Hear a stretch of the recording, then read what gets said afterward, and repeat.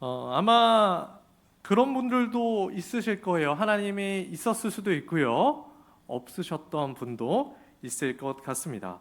그런데 만약에 하나님이 우리와 만약에 함께하지 않은 성공이 있다면 그것이 진정한 복이 될 수 있겠습니까? 우리가 이 질문을 곰곰이 생각을 한번 해봤으면 좋겠습니다. 우리는 지금 찬송을 하나님께 경배를 드리고 지금 설교를 듣고 있습니다. 그럼에도 불구하고 어쩌면 이 하나님의 나의 성공에 대한 그 이미지에 하나님이 없었을 수도 있습니다. 그러니까 우리의 기준이 얼마나 세상에 쉽게 치우칠 수 있는 존재인지를 아주 보여주고 있는 면모이죠. 오늘 말씀은 우리가 너무나도 익히 알고 있는 금송아지 사건 이후에 이루어지고 있는 일입니다. 이스라엘 민족이 노예의 상태에서 해방이 되었습니다. 모두 다 너무나도 잘 아실 거예요. 그것이 뭐예요? 무슨 사건이라 그래요? 출애굽 사건이다 이렇게 말을 합니다. 그래서 이들은 이제 하나님과 동행하면서 역사적으로 유례가 없는 하나님의 그 구원을 경험을 하게 됩니다. 홍해가 갈라지는 것을 이스라엘 백성들은 목도를 했습니다. 그리고 광야에서 만나와 메추라기를 하나님께서 주시는 것도 목도했죠. 그리고 밤에는 불기둥과 낮에는 구름 기둥으로 인도를 받는 그렇게 동행하는 엄청난 은혜를 누렸습니다. 그리고 나서 시내산에 어느덧 이르러 이제 모세가 시내산으로 올라가게 되지요. 율법을 받으러요. 그런데 그 기간이 굉장히 오래 지나게 되었습니다. 그러자 이 백성들이 불평을 토로하면서 나를 인도할 신을 만들어 달라라고 아론에게 요청을 하게 됩니다. 우리 1절 말씀 한번 같이 한번 읽어볼까요? 1절 말씀입니다. 32장 1절 말씀 같이 한번 읽겠습니다. 시작. 백성이 모세가 산에서 내려옴이 더딤을 보고 모여 백성이 아론에게 이르러 말하되 일어나라 우리를 위하여 인도할 만들라. 여기까지 읽겠습니다. 그러니까 여기서 모세 곧 우리를 인도하는 사람이 어찌 된지 알지 못했다. 다시 말해서 우리를 인도하는 신을 데리러 와달라는 거예요. 그러니까 이들이 원하는 것 자체가 무엇이었느냐? 인도할 신입니다. 그러니까 가나안 땅까지 우리를 인도할 신, 우리를 평온한 그 자리까지 인도할 신이었다라는 거예요. 그러니까 하나님을 눈에 보이는 형상으로 만들고자 했었던 그들이 진정으로 원하는 것은 하나님 존재 그 자체가 아닙니다. 나를 어딘가로 인도해 줄 그 무언가였다라는 것이죠. 굉장히 인본주의적 자세입니다. 하나님이 중심이 아니라 누가 중심이에요? 내가 중심입니다. 그래서 이러한 요청에 따라 이 아론이 금송아지를 만들죠. 그리고 그곳에서 춤을 추고 제사를 드리게 됩니다. 그러면서 이렇게 말을 해야 합니다. 4절에 우리를 애굽에서 인도해낸 신이다 이렇게 고백을 합니다. 그러면서 이 하나님과의 지금까지 맺어왔었던 그 언약을 정면으로 깨뜨리게 됩니다. 그런 중대한 범죄를 저지르게 되죠. 이러한 결과를 통해서 결국 3,000명이나 죽게 되는 엄청난 비극적인 일까지 벌어지게 됩니다. 그러나 하나님은 이 비극적인 상황을 끝내지 않으시고 여전히 진멸하시고자 하셨죠. 그러자 이 모세가 첫 번째로 하나님께 간구를 합니다. 하나님께서 이들을 용서해 주실 것을 간구하죠. 그리고 첫 번째로 그 기도 응답을 들어주십니다. 그 뜻을 들어주십니다. 그것이 오늘 말씀이 있기 전까지의 배경입니다. 그러나 이러한 문제들이 완전히 해결된 것이 아니에요. 33장 오늘 말씀의 1절 부분부터 3절까지를 한번 보겠습니다. 제가 먼저 읽고요. 같이 교독해서 읽겠습니다. 제가 먼저 읽겠습니다. 여호와께서 모세에게 이르시되 너는 내가 애굽 땅에서 인도하여 낸 백성과 함께 여기를 떠나 내가 아브라함과 이삭과 야곱에게 맹세하여 내 자손에게 주기로 한 땅 그 땅으로 올라가라.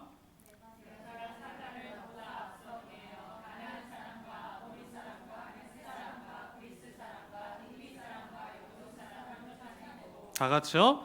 너희를 젖과 꿀이 흐르는 땅에 이르게 하려니와 나는 너희와 함께 올라가지 아니하리니 너희는 모두 고든 백성인즉 내가 길에서 너희를 진멸할까 염려함이니라 하시니.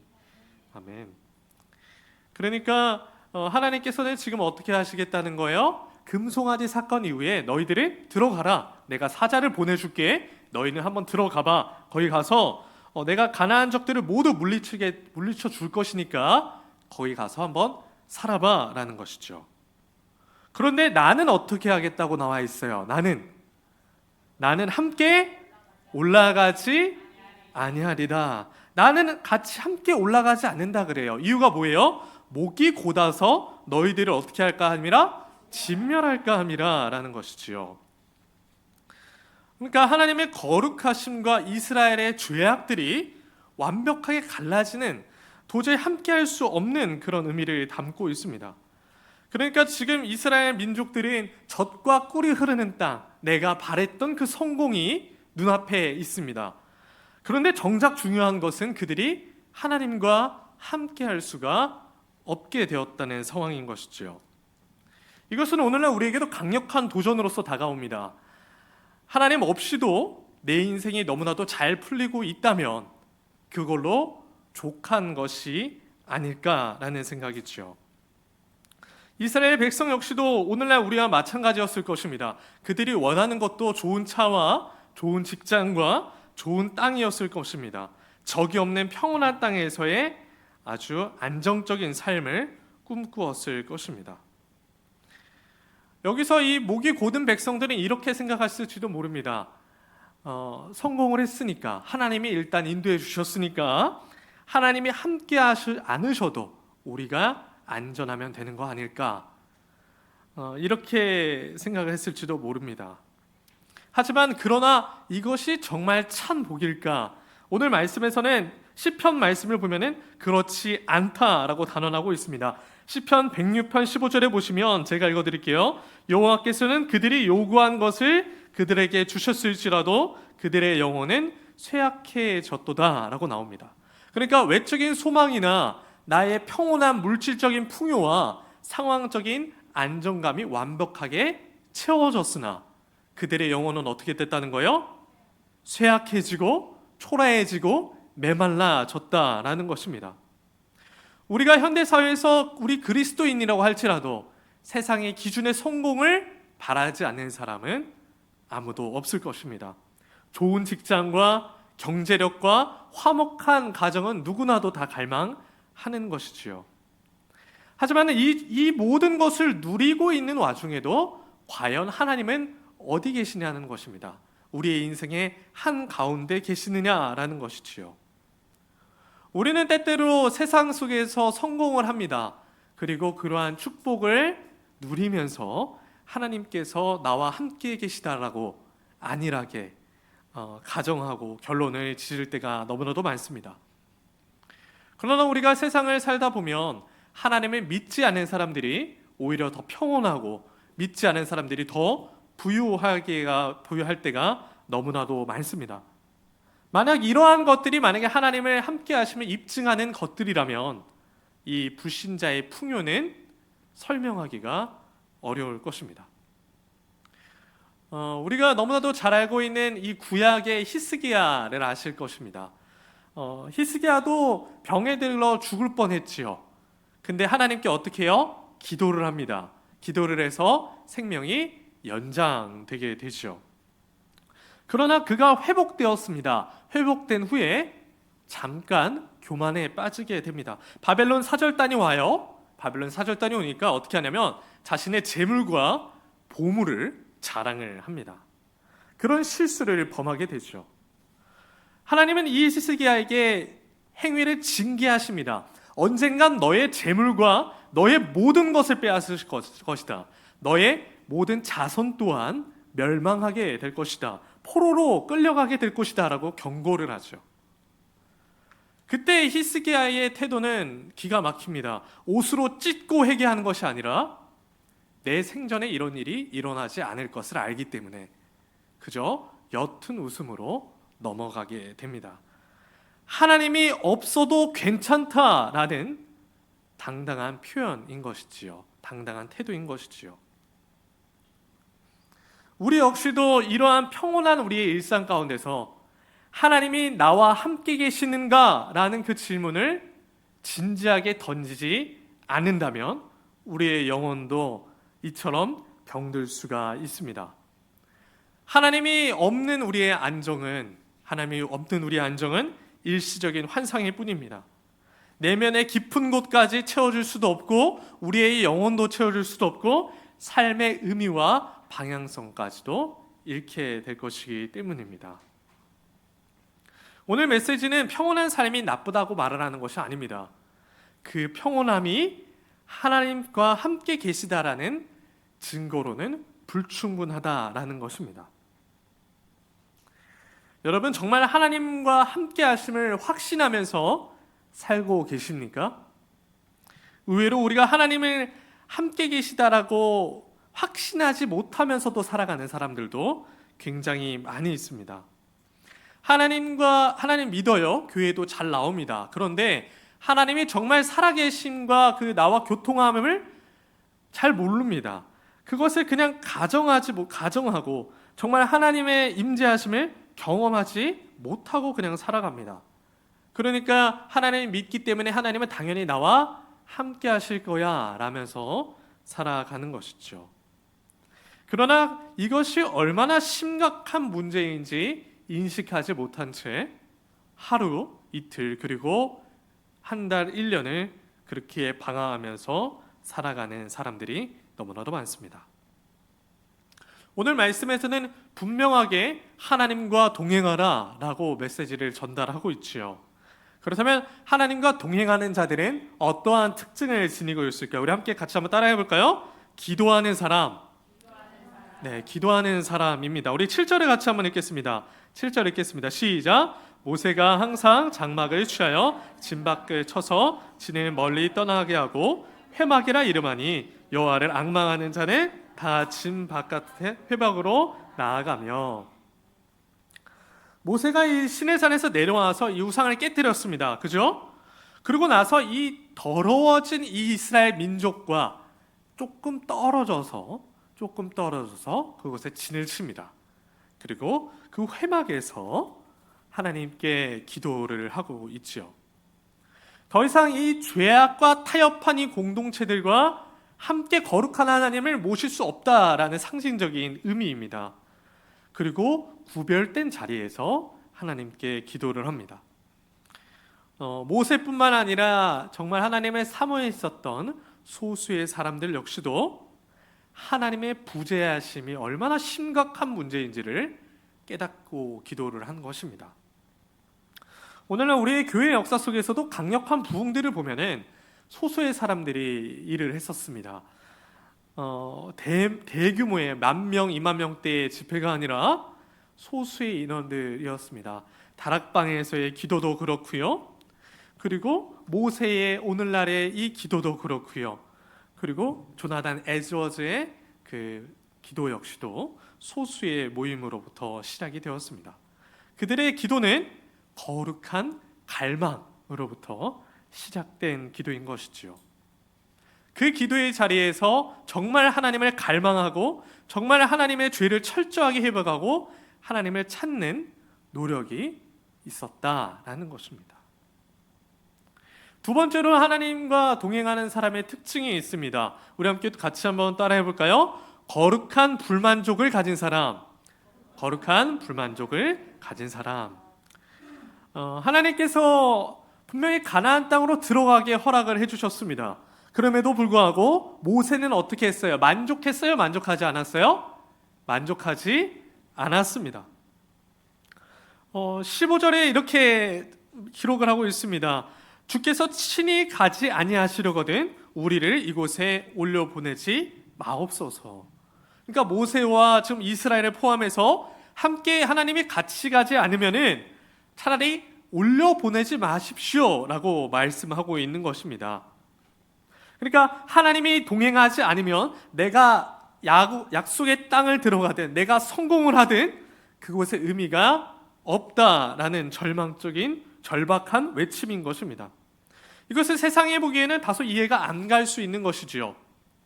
가나안 정복만이 내 성공의 목표이기 때문에 그것만 안전하게 가면은 하나님 임재를 굳이 왜 구하는가, 이런 생각이 있을 것입니다. 그러나 오늘 모세 시각은 전혀 다릅니다. 이미 출애굽 때부터 하나님의 기적을 경험해 왔기 때문에 하나님의 부재가 얼마나 중요한지를 알고 있었던 것이지요. 바로 왕에 섰을 때부터 하나님이 함께 계실 때야 그곳에 기적과 은혜가 있음을 체험했었고, 하나님이 부재했을 때 그곳에 얼마나 타락하고 무너질 수 있는 것인지 보았었습니다. 그러니까 모세는 하나님 없이는 우리의 만민 중에서 구별된 백성은 있을 수도 없고 우리의 정체성은 존재할 수 없다라고 고백하고 있는 것입니다. 그러니까 이것이 바로 거룩한 불만족이죠. 많은 사람들이 하나님 없이도 그저 그렇게 잘 됐으면 됐다 하고 안심하게 나아갈 수 있습니다. 그러나 모세는 하나님 없이는 한 걸음도 움직일 수 없다라는 태도를 배우게 된 것이죠. 이러한 태도와 이러한 믿음이 오늘날 우리에게도 요구되는 자세입니다. 사랑하는 여러분, 강남에 수십억짜리의 빌딩과 수십억짜리의 집이나 차가 있는 곳이 평온한 곳이 아닙니다. 그곳이 하나님의 나라가 아닙니다. 좋은 직장과 학벌이 있는 곳이 하나님이 계신 곳이 아닙니다.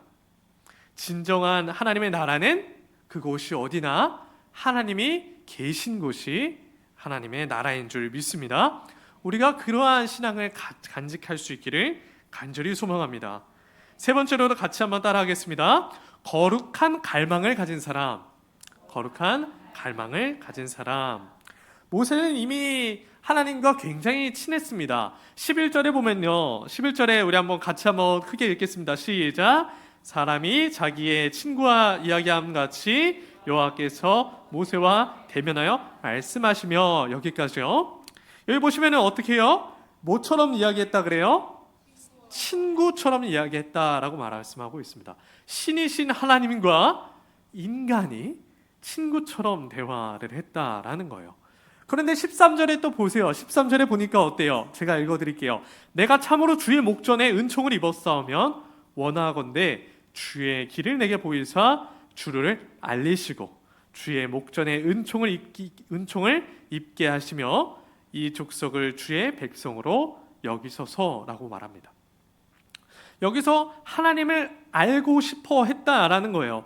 여기서 보시면 주의 길을 내게 보이사, 여기서도 원어를 보시면 야다, 알게 하소서라는 의미요. 근데 그 다음에도 또 뭐라 그래요? 또 알게 하소서라고 말을 하고 있죠. 그러니까 계속해서 강조하고 있는 거예요. 내가 하나님과 계속 동행하고 싶고 계속 만나고 싶고 내가 하나님의 의견을 구해서 하나님의 능력을 체험하면서 살고 싶습니다 라고 간청을 하고 있는 것입니다. 친구처럼 대화를 했었던 이 모세는 불과 얼마 전까지만 해도 40일 동안 시내산에서 머물면서 하나님과 같이 동행했었던 사람입니다. 그럼에도 이 사람은 또 어떻게 하고 있는 거예요? 하나님을 더욱더 알기를 원한다는 거예요. 하나님과 동행하며 그분에 대해서 거룩한 갈망을 가지고 있다라는 것입니다. 정말 깊은 바닷속의 재미를 맛본 사람은 더욱더 깊은 곳을 향해 들어가고 싶어하는 마음처럼 영적으로도 동일합니다. 한번 하나님을 맛보았더니 감출 수 없는, 참을 수 없는 그런 갈망이 그에게 있었다라는 것이죠. 그의 내면에 이런 뜨거운 끓어오르는 갈망이 있었다라는 것입니다. 그래서 18절에 이렇게 말을 해요. 모세가 이르되 원하건대 주의 영광을 내게 보여주소서. 주의 영광을 내게 보여주소서. 이미 그 백성들 중에서 가장 하나님에 대해서 어쩌면 잘 알았을 것입니다. 지식적으로나 영적으로나 아마 가장 하나님과 친밀했을 것입니다. 그런데 어떻게 보여요? 충분해 보이는 그 은혜 위에 더 넘는 은혜를 구하고 있습니다. 우리 역시도 마찬가지입니다. 우리가 십수년 신앙생활을 하다 보면, 신앙의 연륜이 쌓이다 보면 어느 정도 알았다라고 생각을 하게 됩니다. 우리가 부분적으로 신학에 대한 지식도 쌓이고 종교적인 습관과 문화들도 터득을 하게 됩니다. 그러나 이것이 정말 하나님의 임재하심을 의미하지는 않습니다. 그것과 거리가 먼 경우가 너무나도 많습니다. 모세처럼 이럴 때 우리는 늘 깨어서 하나님, 내가 크신 하나님을 더욱더 알기를 원합니다. 하나님, 내가 더욱더 주님을 알기를 원합니다. 내가 더욱더 주님과 가까이 갈 수 있도록 붙들어 주십시오. 이런 기도와 이런 자세가 우리에게 요구되는 것입니다. 우리가 그럴 때 정말 영적인 성장이 멈추지 않을 줄 믿습니다. 감사하게도 오늘 모세의 이 중보의 기도와 나와 함께 해주십시오, 우리를 버려주지 마십시오라는 그 기도를 하나님께서는 들어주십니다. 내가 친히 가리라, 내가 너희를 쉬게 하리라 라고 선포해주고 계십니다. 처음에는 내가 너와 함께 가지 않겠다라고 선언을 했었는데 하나님의 생각이 한 인간의 기도를 통해서 바뀌게 되는 그런 기적의 반전이 있게 됩니다. 내가 너와 친히 가리라, 내가 너를 쉬게 하리라 라고 이렇게 마음을 돌이킨 것이죠. 이러한 놀라운 반전이 오늘 우리 하늘소망교회 여러분들 가운데도 있기를 간절히 소망합니다. 자, 앞을 한번 보세요. 우리 한번 데이터 한 번만 보여주세요. 네, 우리가 시대가 참 많이 바뀌었습니다. 시대가 너무나도 많이 바뀌었습니다. 우리가 이전에는 잘 먹고 잘 사는 것만이 우리의 성공의 기준이었습니다. 그런데 이제 하나가 더 늘어났어요. 잘 먹고 잘 살고 잘 늙어야 됩니다. 잘 늙어야 되는 시대가 되었습니다. 19세기 이전에 보니까 기대 수명이 몇 대예요? 30대입니다. 그래서 많이 잘 살아야 40대예요. 40대입니다. 그래서 보면은 엄청나게 유명했던 사람들, 슈베르트, 아시죠? 음악가 슈베르트나 제리코나 소설가 브론테 같은 사람들은 다 30대 전으로 다 이 땅을 떴습니다. 이 땅을 떴는데 우리가 또 잘 알고 있는 루터나 칼빈, 그리고 조나단 에드워즈 역시도 얼마 지나지 않아서 이 땅을 떴습니다. 아마 그 사람들이 이 자리에 이 권사님들과 함께 밥을 먹는다면 아마 겸상을 못했을 겁니다.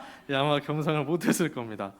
그래서 참 시대가 너무나도 많이 바뀌었죠. 이전에는 이제 부모님을 한번 모셔요. 부모님을 모시게 되면 한 10년 정도 모시면은 이제 주님 곁으로 가셨습니다. 요즘은 어때요?